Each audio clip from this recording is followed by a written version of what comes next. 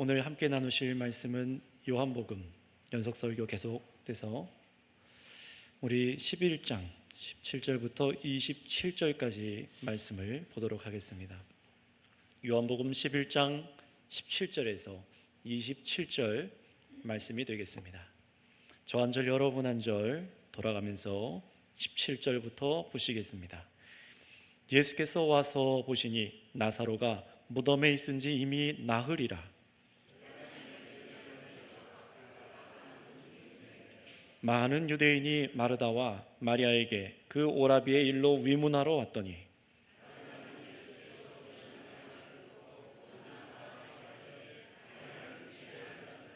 마르다가 예수께 여짜오되 주께서 여기에 계셨더라면 내 오라버니가 죽지 아니하였겠나이다.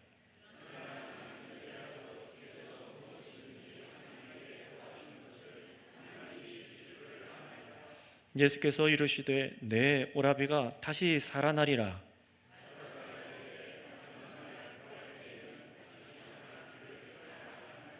예수께서 이르시되 나는 부활이요 생명이니 나를 믿는 자는 죽어도 살겠고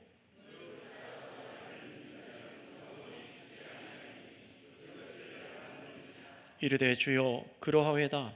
주는 그리스도시요 세상에 오시는 하나님의 아들이신 줄을 내가 믿나이다. 아멘. 오늘은 이 본문 말씀을 가지고 주께서 여기 계셨더라면 그러나 나는 이제라도 라는 제목으로 설교하겠습니다. 오늘 말씀은 요한복음 중심에 있습니다. 요한복음 중심에 놓인 이 사건에 예수님의 말씀과 또 이 마르다의 신앙 고백은 앞으로 모든 복음을 듣게 되는 사람들뿐만 아니라 이미 예수님을 믿고 따르고 있는 이 땅의 모든 예수님의 제자들이 가져야 될 신앙의 핵심이 여기 담겨 있다라고 해도 과언이 아닙니다. 전통적인 성경 해석가들 역시 오늘 말씀의 마르다의 신앙 고백이 이 요한복음 안에 있는 모든 구원에 있는 사람들이, 구원에 이르는 사람들이 가져야 될 믿음이다라는 것에 그렇게 동의합니다.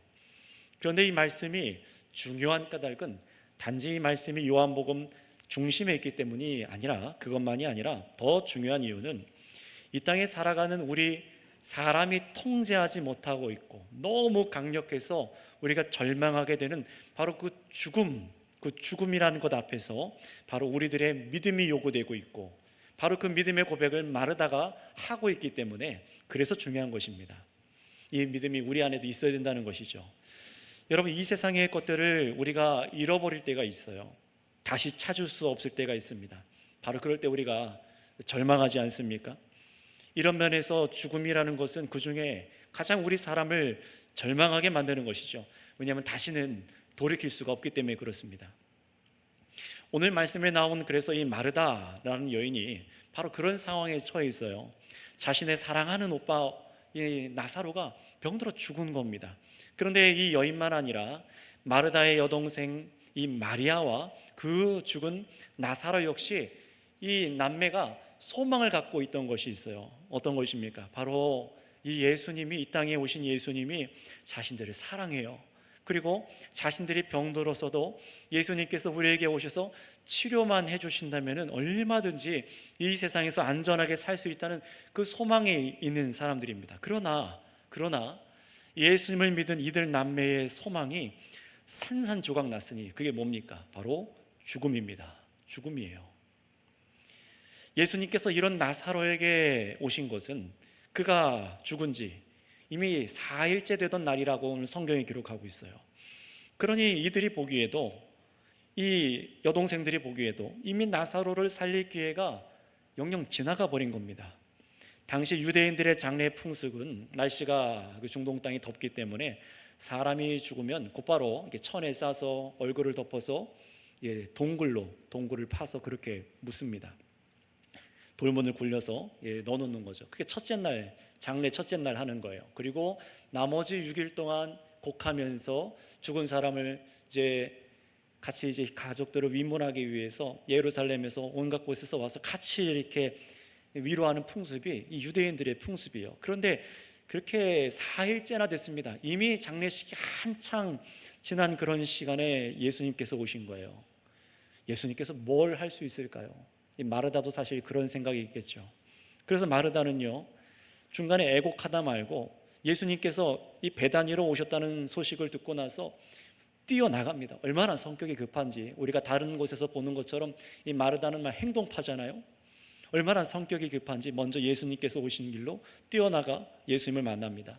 사실 찾아보니까 유대인들 장례 예법상 그 자리를 비우면 안 되는데, 장례보다 지금 더 중요한 손님으로 예수님을 영접하러 이 마르다가 뛰어나간 거라고 볼 수가 있어요. 자, 그렇다면은 이 마르다는 도대체 어떤 마음으로, 어떤 믿음으로 그렇게 나아가서 예수님께 가족한테도 알리지 않고, 예수님 오셨다니까 동생도 아니고 다른 사람도 알리지도 않고 먼저 뛰어나가서 도대체 무슨 말을 하려고, 어떤 믿음으로 나아간 것일까요?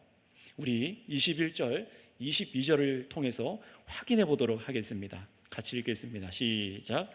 마르다가 예수께 여짜오되 주께서 여기 계셨더라면 내 오라버니가 죽지 아니하였겠나이다. 그러나 나는 이제라도 주께서 무엇이든지 하나님께 구하시는 것을 하나님이 주실 줄을 아나이다. 아멘. 자, 분명히 이 마르다는요, 우리가 알고 있듯이 믿음이 있는 여자입니다.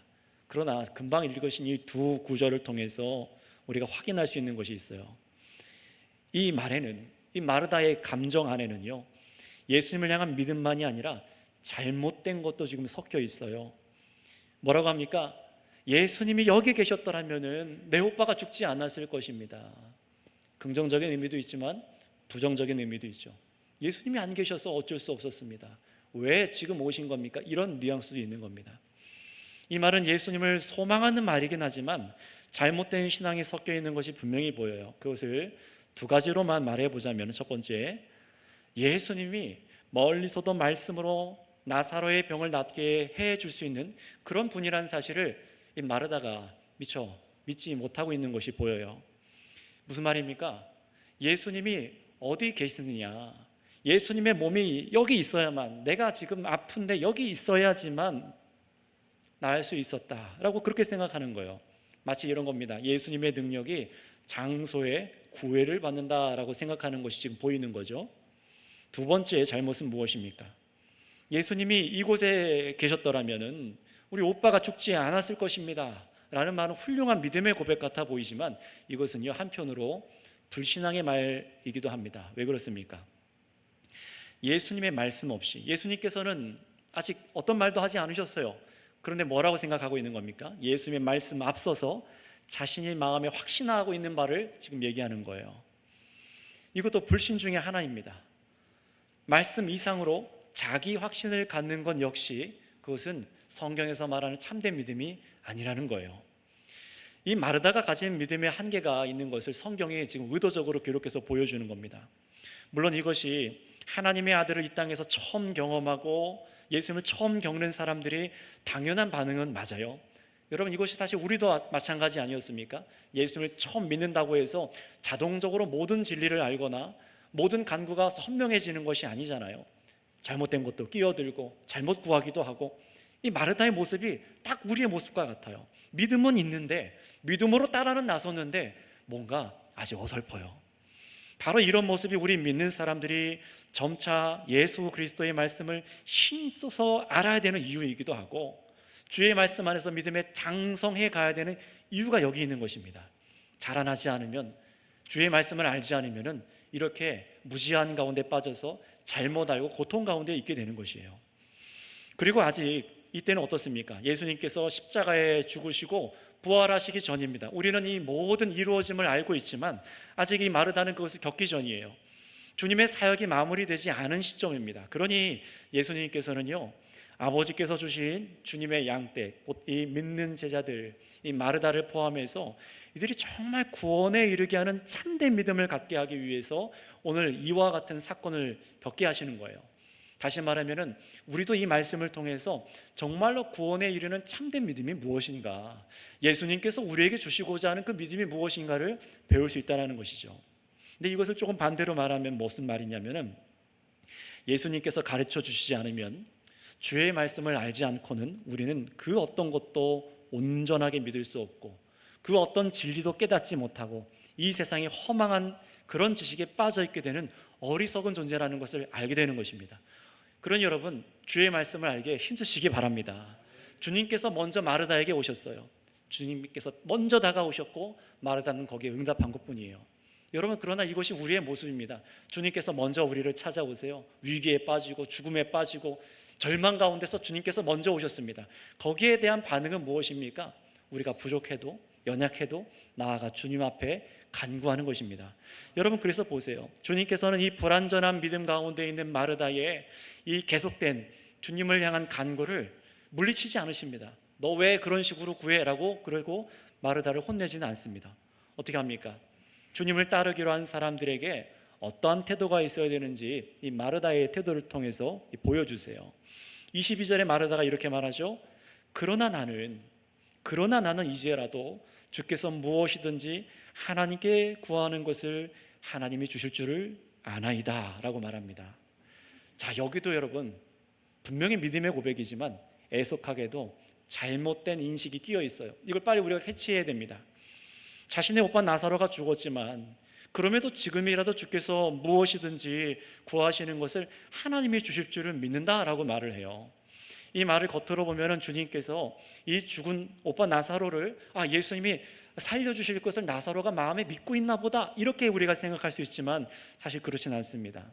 뒤에 가서 우리가 몇 차례 확인하겠지만 마르다는요, 예수님께서 후에 무덤의 돌문을 굴려라 라고 할 때 어떻게 했습니까? 주님 시체가 썩는 냄새가 날 거예요. 열지 마세요 라고 말합니다. 예수님께서 분명히 이 마르다를 살릴 수 있다는 것을 마음으로 믿었다면 어서 엽시다 그렇게 말했겠죠. 그러나 이 마르다 안에는요, 이렇게 말을 해놓고도 자신의 오빠를 예수님께서 살릴 수 있다는 것을 믿지는 못했던 것입니다. 그러니 지금 이 22절에 마르다가 한 이 말, 지금이라도 주님께서 하나님께 구하여 무엇이든 하실 수 있다는 말에는요, 죽은 나사로가 살아난다는 믿음은 없었던 겁니다. 애석하게도 믿음 안에 이건 없었던 거예요. 믿음의 지경이 얼마나 지금 작은지를 보셔야 됩니다.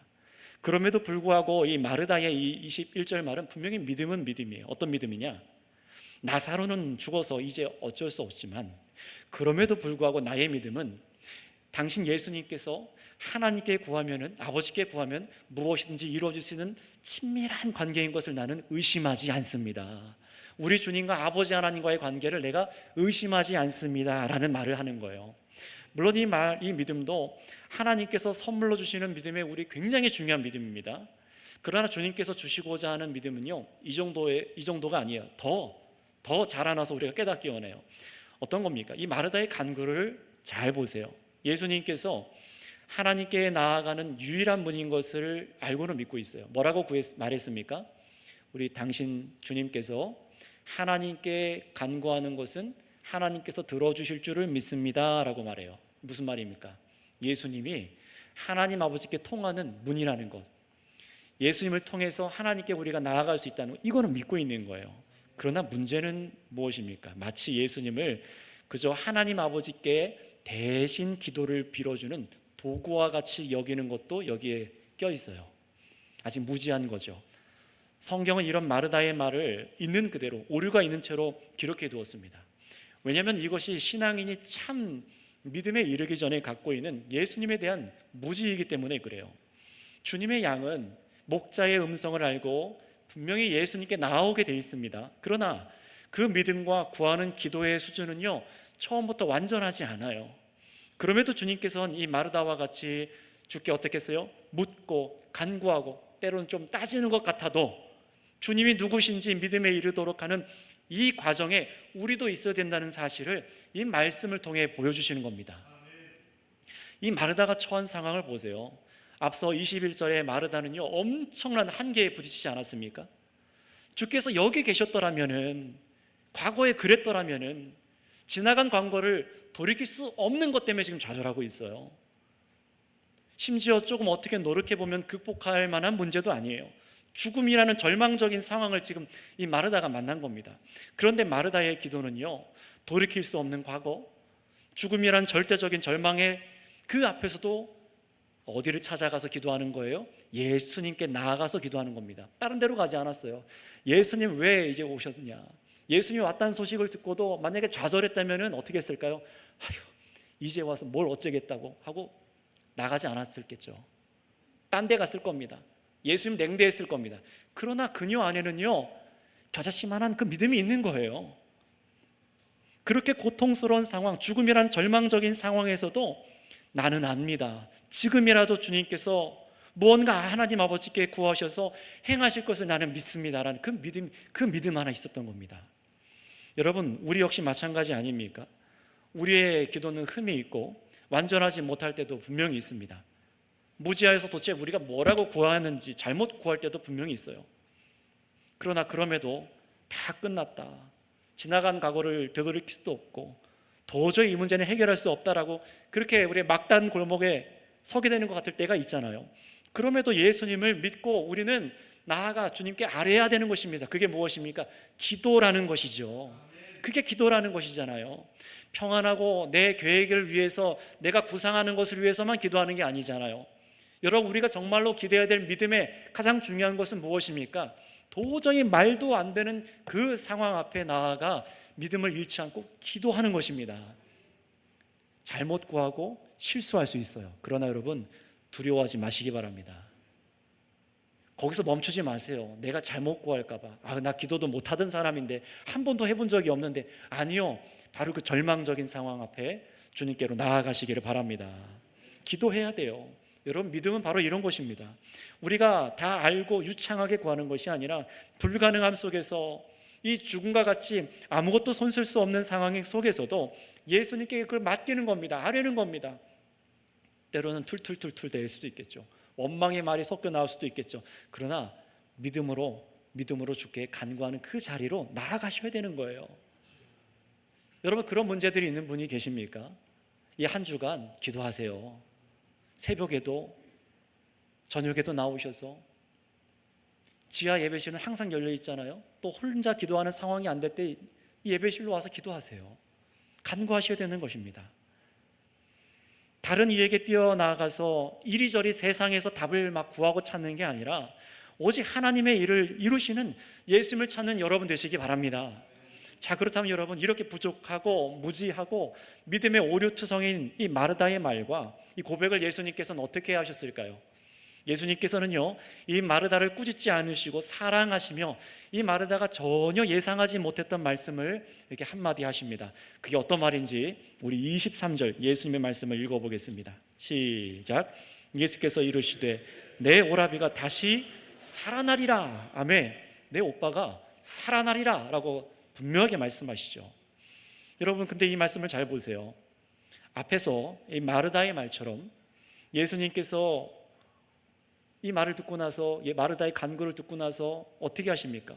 그래 마르다야, 내가 저기 가서 하나님 아버지께 이 나사로를 좀 살려달라고 기도할게, 그렇게 말씀하십니까?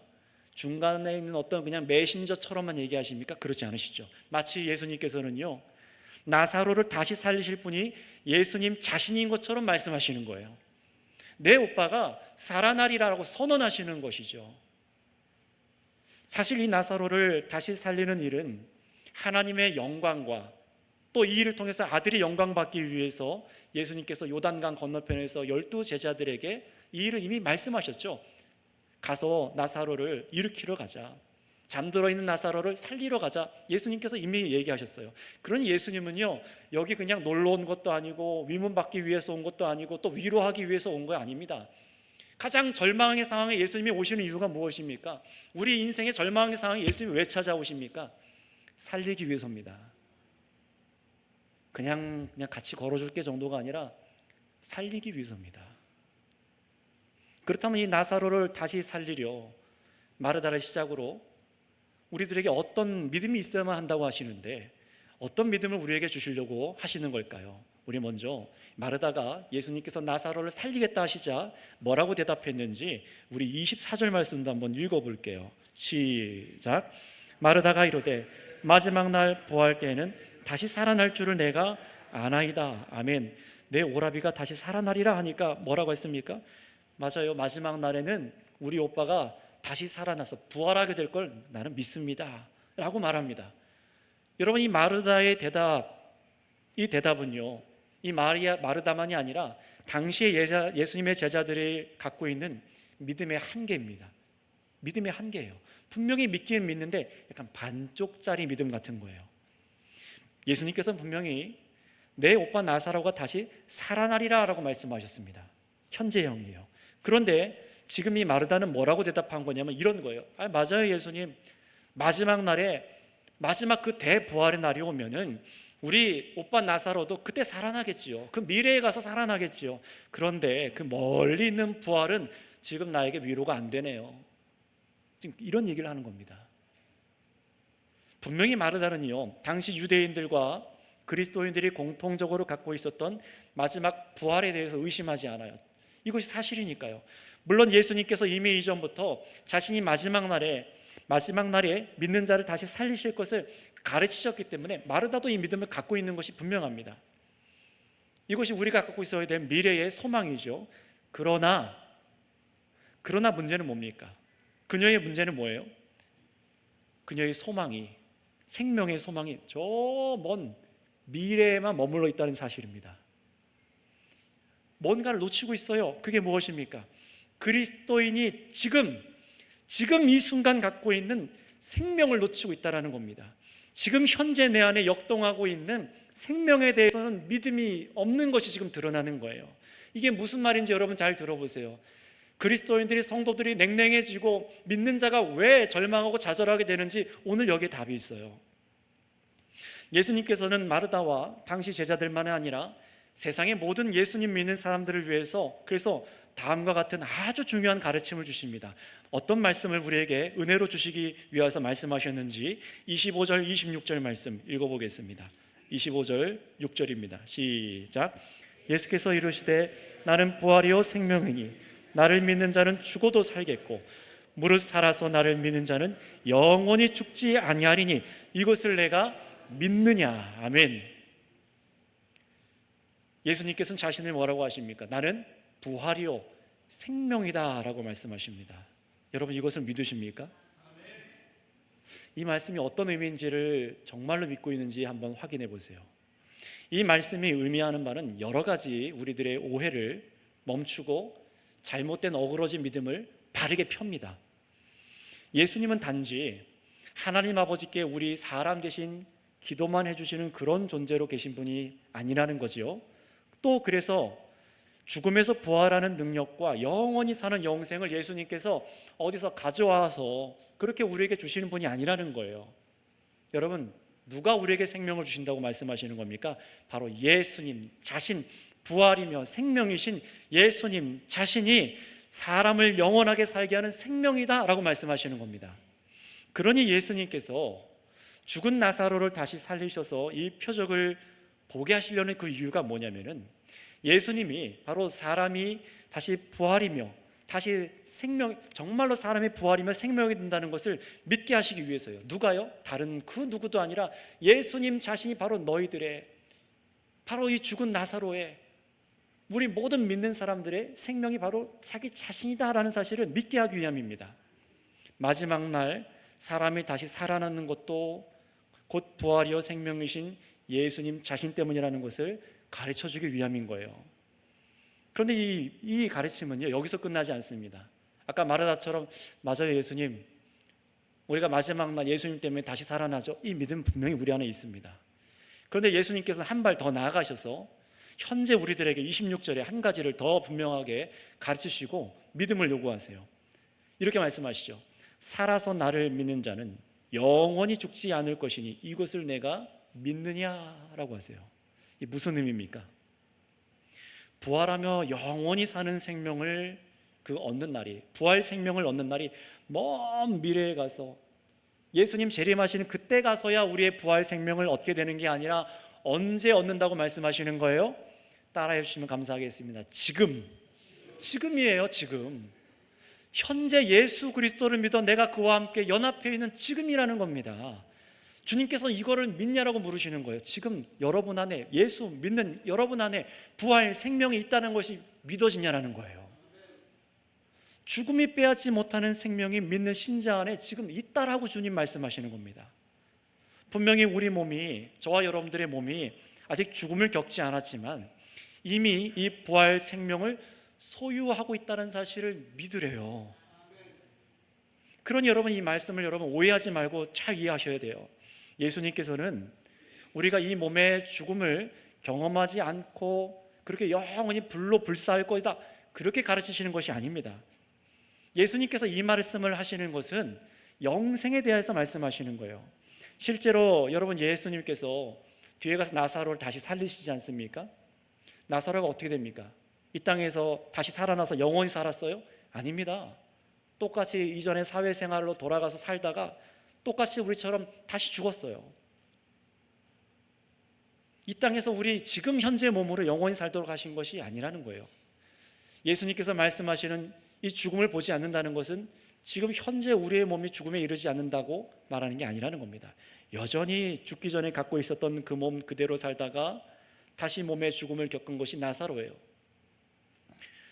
따라서 살아서 믿는 자는 영원히 살리라 라는 말씀의 의미는 무엇이냐? 마지막 날 우리가 부활하며 영원히 살게 하는 생명이 이미 우리 안에 있으니, 이미 우리들 안에 있으니 우리 몸의 죽음은 정복된 것이다 라고 말씀하시는 겁니다. 여러분, 우리들이 가장 두려워하고 돌이킬 수 없는 게 뭡니까? 죽음이잖아요.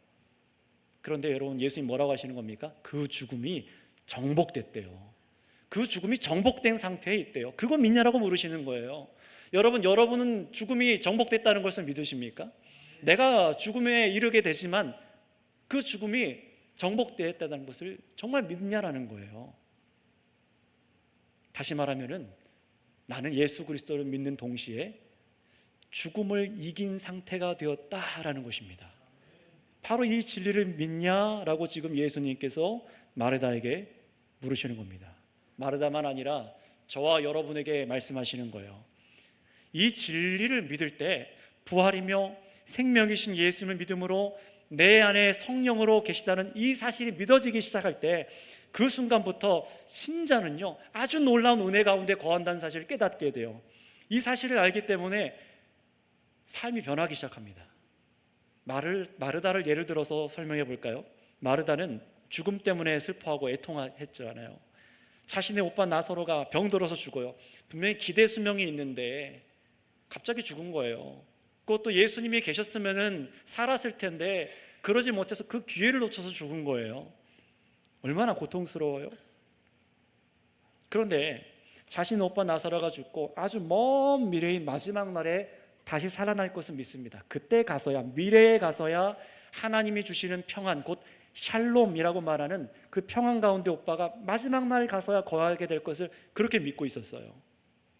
그러나 지금 예수님의 가르침을 듣고 나서 25, 26절을 듣고 나서 이 불완전한 믿음을 주님께서 만져주시고 나자, 바로 잡아주시자 이 마르다가 믿는 순간 무엇을 깨닫게 되는 것일까요?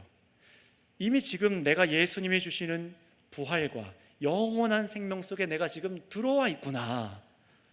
그 샬롬의 상태가, 그 평강이, 죽지 않는 평강이 먼 미래에 있는 게 아니라 지금 내 안에 있는 거구나. 지금 내가 그런 상태에 있구나. 이걸 깨닫는 거예요. 게다가 마르다는요, 오빠 나사로가 죽었음에도 불구하고 이제 어떤 시각으로 바라봐야 되는 것입니까? 나사로가 죽은 게 아니라 예수님께서 말씀하신 것처럼 자는 것이며, 믿고 죽은 이 나사로에게 영원한 부활 생명이 있다는 사실을, 그걸 믿어야 되는 것입니다. 아직 이 믿음의 마르다는 완전히 다다르지 못했지만 이 믿음이 필요한 거예요. 그래서 마르다는 아직 온전히 믿음에 이른 건 아니지만 이 진리를 듣고 우리 모든 사람들이 고백해야 될 믿음의 고백을 이제 말하기 시작합니다. 우리 마지막 27절 말씀을 다 같이 한번 읽어보겠습니다. 함께 읽습니다. 시작. 이르되 주여 그러하여다. 주는 그리스도시요 세상에 오시는 하나님의 아들이신 줄을 내가 믿나이다. 아멘. 주여 그렇습니다. 주는 그리스도시요 세상에 오시는 하나님의 아들이신 줄을 내가 믿습니다. 여러분, 그런데 이 고백이 어디에 붙어 있는지를 보세요. 사실 이 마르다의 고백은 앞에서 예수님의 제자들이 했던 고백과 다르지 않아요. 똑같습니다. 주는 그리스도십니다. 주인이십니다. 하나님의 아들이십니다. 다 똑같이 고백했어요. 그런데 왜 이 마르다의 이 고백을 우리가 특별하게 보는 것입니까? 그 이유가 있어요. 사실 이전에 이 마르다는 어땠습니까? 이 제자들과 똑같이 주는 그리스도십니다. 세상에 오신 하나님의 아들입니다라는 다 똑같은 고백을 했지만 뭐를 믿지 못하고 있었던 것입니까? 예수님께서 바로 우리의 부활이며 생명이라는 사실을 믿지 않았죠. 예수님을 주라고 말하면서도 나의 생명이 주라는 것을 믿지 않았어요.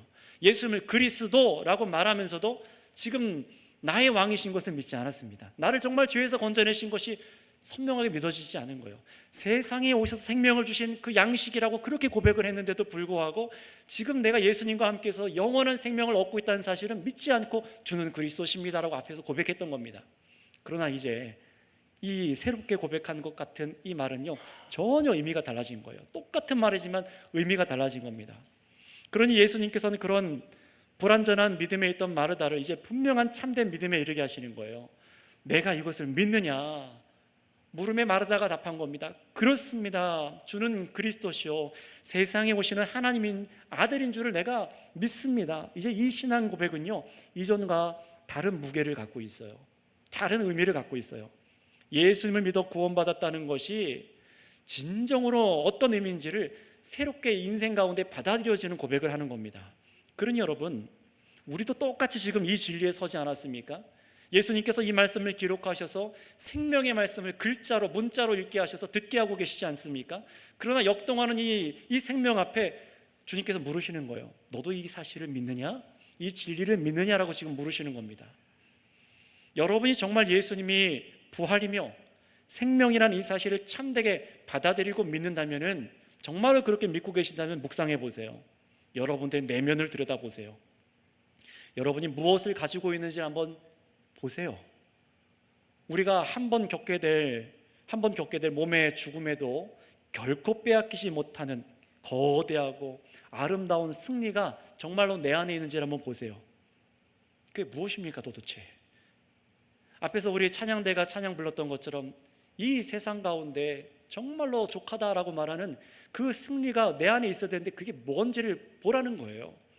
여러분, 예수님이 정말로 믿음으로 여러분 안에 계시다면 몸의 죽음에도 빼앗지 못하는 부활과 생명이 이미 내 안에 있는 것입니다. 죽음을 여러분 이기신 겁니다. 이 세상 가장 강력한 마귀가 휘두르는 권세가 바로 죽음이잖아요. 마귀가 휘두르는 가장 강력한 권세가 뭐예요? 사망이잖아요. 바로 이 죽음을 극복한 상태가 되었다고 예수님 말씀하시는 거예요. 이거를 정말 믿냐라는 겁니다. 물론 우리는 이 세상에 있는 질병들, 고난들 때문에 때로는 의심하기도 해요. 내가 정말로 사망을 벗어난 게 맞을까? 또 믿는 사람의 죽음을 보고 때로는 비참한 죽음을 보면서 과연 내가 이 죽음을 이긴 게 맞을까? 의심할 때도 있습니다. 그럼에도 불구하고 여러분, 우리 그리스도인들은요, 알아야 돼요. 이 죽음이라는 것이 두려운 것이 아니라 사실은 우리의 질병과 고난들에서 완전히 자유해지는 날이잖아요. 실제로 그렇죠. 이 땅 인생 광야 40년과 같은 그런 고통의 시간을 우리는 지나가는데 그 유혹, 죄의 유혹, 질병의 문제, 세상에 상실되는 문제, 이게 끝나는 날은 우리가 몸의 죽음을 겪고 나서입니다. 그때 자유로워져요.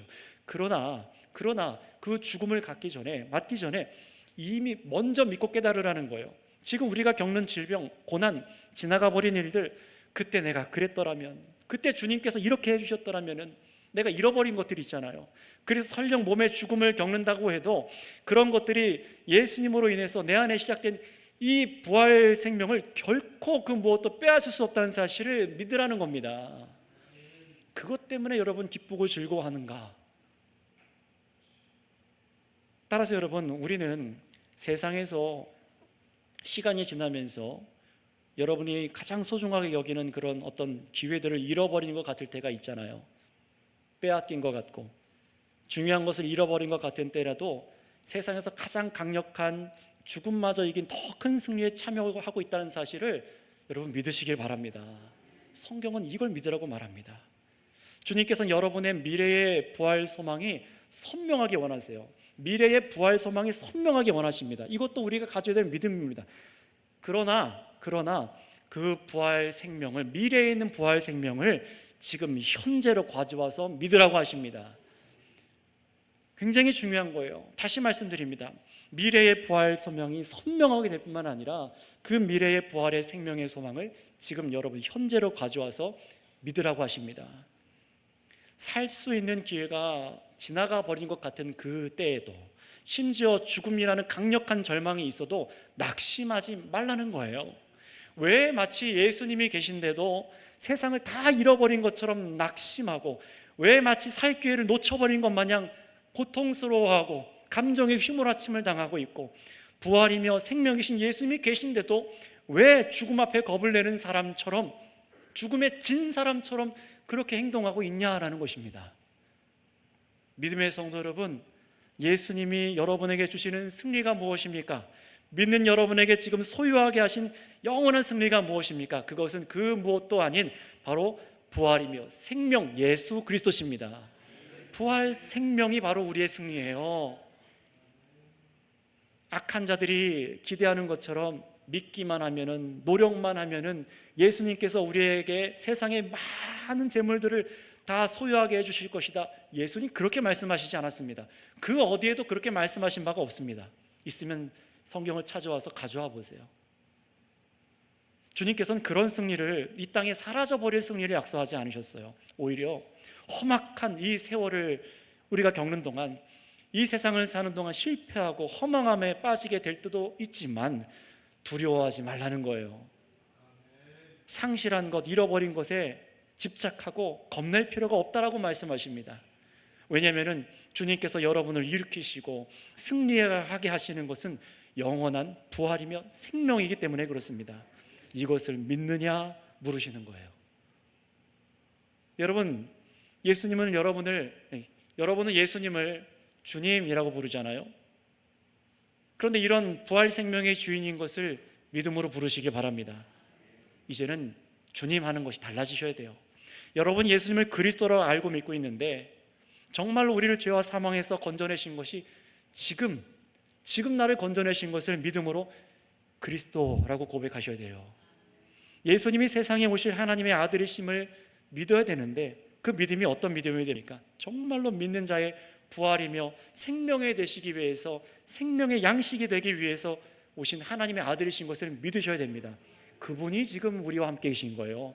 부활이며 생명이신 분이 지금 나와 동행하고 계시는 거예요. 그분이 나와 함께 동행하시는데 얼마나 이것이 큰 은혜입니까? 물론 마르다처럼 아직도 믿는 것에 무지한 부분이 우리 안에 있을 수 있어요. 다시 가르침을 받아야 할 부분도 분명히 있을 겁니다. 잘못 믿는 것도 분명히 있을 겁니다. 그럼에도 여러분 어떻게 됩니까? 여러분들이 지금 어려운 상황, 앞으로 처하게 될 여러 상황이 온다 할지라도 예수님께 나아 간구하시기 바랍니다. 믿음의 기도를 드리세요. 바로 그때 주님께서는 여러분을 예수님 자신의 말씀으로 새롭게 하실 거예요. 여러분의 믿음을, 주름진 것을 쫙 펴서 선명하게 미래를 바라보게 하실 것이고, 선명하게 내 안에 있는 그 소망과 그 능력과 승리가 무엇인지를 바라보게 하실 것입니다. 여러분을 영생으로 인도하십니다.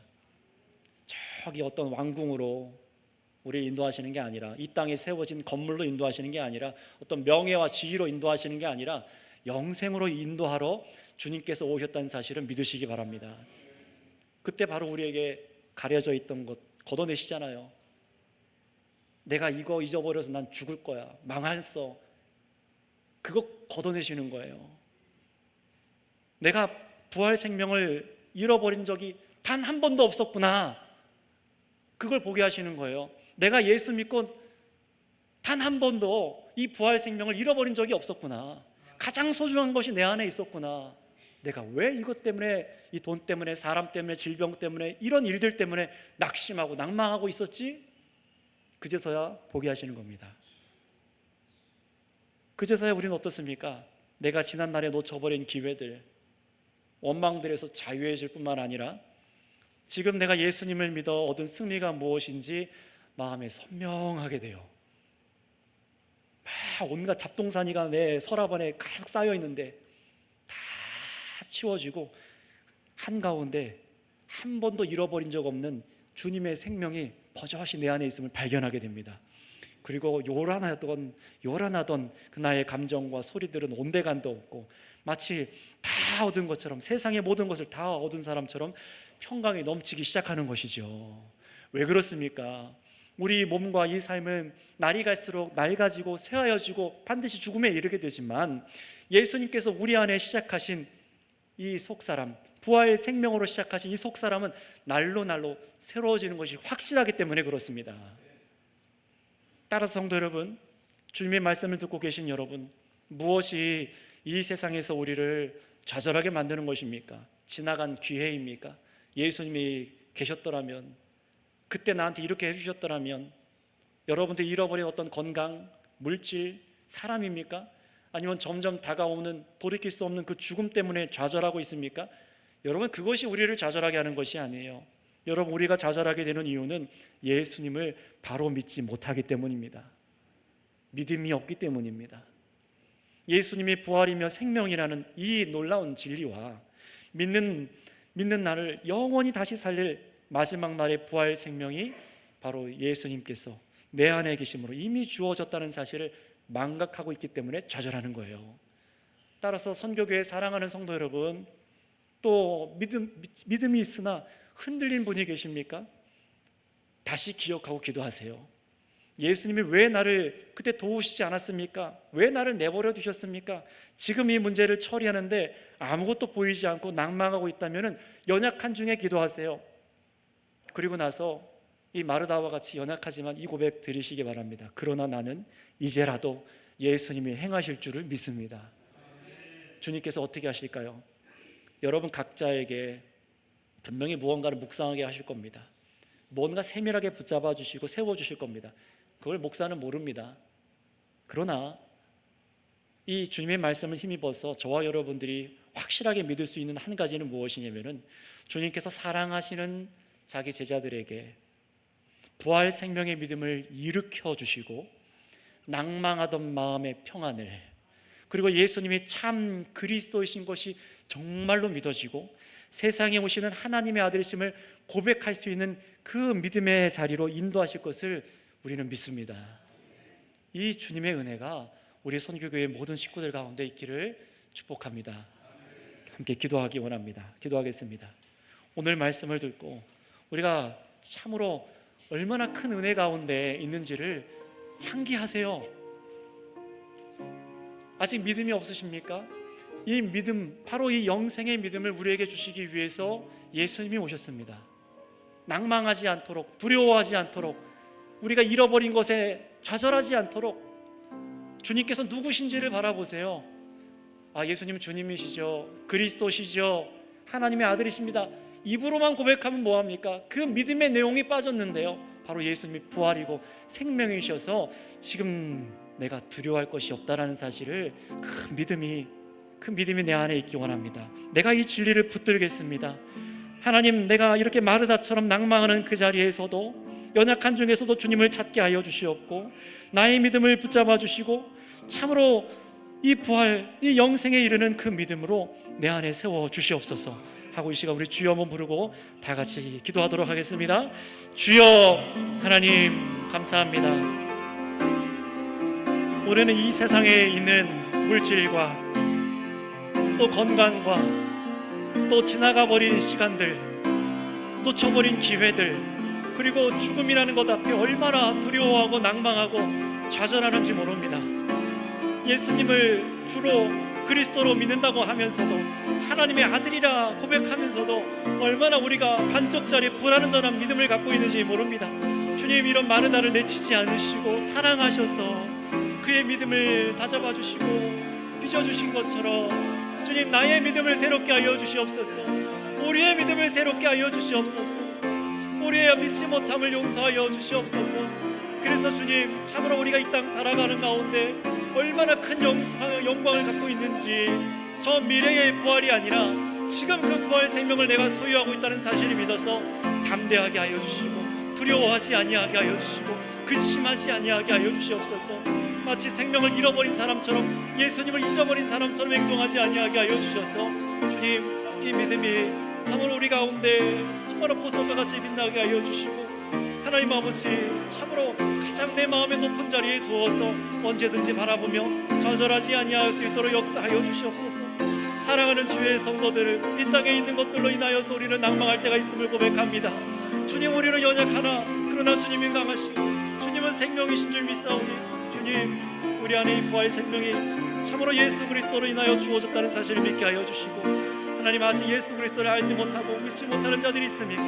긍휼히 여겨주셔서 참으로 이 믿음이 마음 가운데 있게 하여 주시고, 참으로 이 마르다의 고백처럼 정말 참된 믿음이 우리 가운데 있게 하여 주시기를 간절히 바라고 원합니다.